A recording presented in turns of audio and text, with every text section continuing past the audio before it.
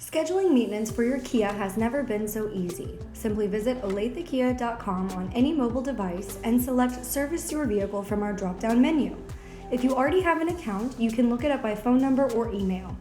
Otherwise, you can get started by selecting your vehicle. Choose the model, year, make, and trim, and then enter your estimated mileage. Our scheduler will then pull up the suggested maintenance packages for your next service interval. Select the normal factory maintenance package or choose individual services. You can also check for recalls at this time by entering your VIN.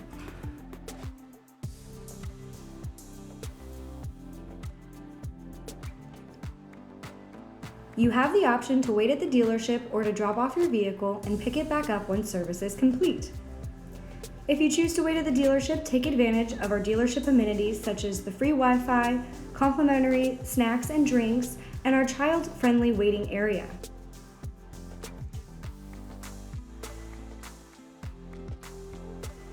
Select your preferred date and time and then submit your appointment.